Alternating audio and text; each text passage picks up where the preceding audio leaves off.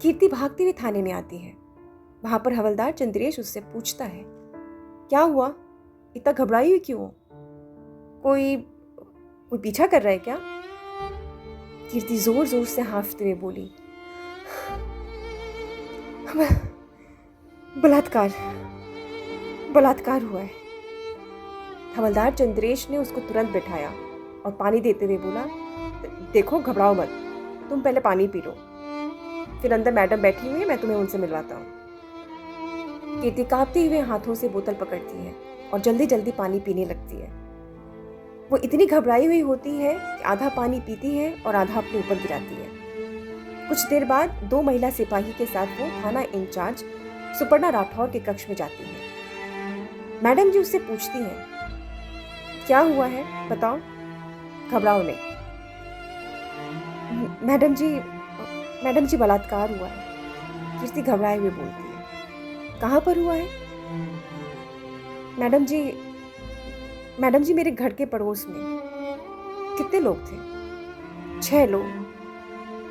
क्या तुम उन सबको पहचानती हो, जानती हो उन्हें? जी मैडम, वो मेरे पड़ोसी हैं और उनके कुछ दोस्त भी थे। थाना इंचार्ज सुपर्णा राठौर बोलती है, घबराओ मत, हम तुम्हारे साथ हैं। तुमने शुरू से जो कुछ भी देखा है उसे खोलकर बताओ। मैडम जी मैं यहाँ पर रेंट पे रहती हूँ। वैसे मैं रहने वाली बनारस की हूँ, दिल्ली में पढ़ने के लिए आई हूँ। मैं अपनी बालकनी में खड़ी होकर अपने एक दोस्त से बात कर रही थी, तभी मैंने देखा एक काले कलर की फॉर्च्यूनर कार आती है जिसमें 6 लोग सवार होते हैं और वो लोग किसी को ज़बरदस्ती बिठाते हैं और उसके मुंह में कपड़ा ठूस देते हैं। मैं तुरंत फ़ोन काट कर नीचे जाती हूँ और उनके घर को डांक कर शीशे की खिड़की से देखने लगती हूँ। मैडम पहले तो उसको खूब मारा जाता है, उसकी चीख बाहर ना जाए इसलिए उसके मुंह में कपड़ा ठूस दिया जाता है। फिर सब अपने कपड़े उतार कर उसका बलात्कार करते हैं मैडम, और अंत में उसको मार देते हैं। ये कहते कहते कीर्ति फूट फूट कर रोने लगी। सुपर्णा राठौर ने महिला सिपाही से कहा, बच्ची को अंदर लेकर जाओ।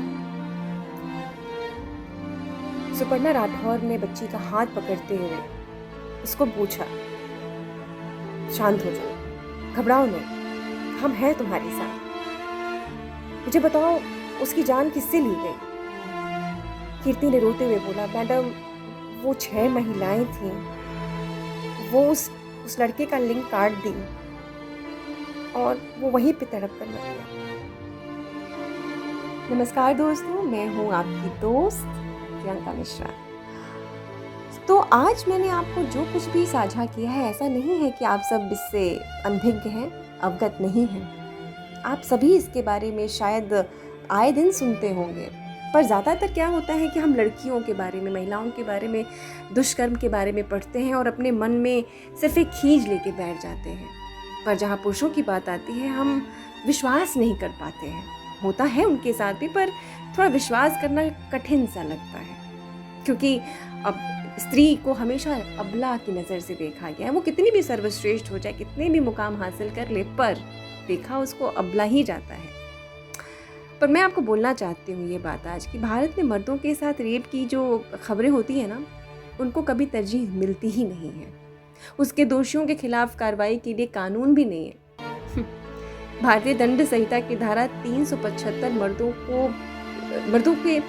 को रेप का पीड़ित मानती ही नहीं है।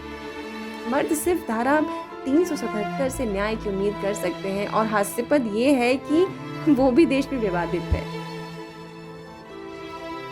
इसलिए मैं कहना चाहती हूँ कि क्राइम इज़ क्राइम, और इसमें डिफरेंशिएशन नहीं होना चाहिए। ये नहीं कि जितनी दर्द एक लड़की को होती है, एक लड़के को भी उतनी ही दर्द होती है। हाँ, बस फ़र्क सिर्फ इतना होता है कि लड़कियाँ एक लाइमलाइट बन जाती हैं और लड़के सिर्फ सिसक के रह जाते हैं। प्लीज़ अपनी आँखें, अपने कान और अपने ज्ञान, इन सारी चीज़ों को और पुख्ता कीजिए, ताकि लड़कों के साथ भी जो क्राइम होता है, चाहे वो रेप हो, चाहे चाइल्ड लेबर हो, और any kind of a crime a male, a boy, a child faces, वो उससे बच सके, उससे बचा लिया जाए। उसके लिए भी न्याय की तालिका बननी चाहिए।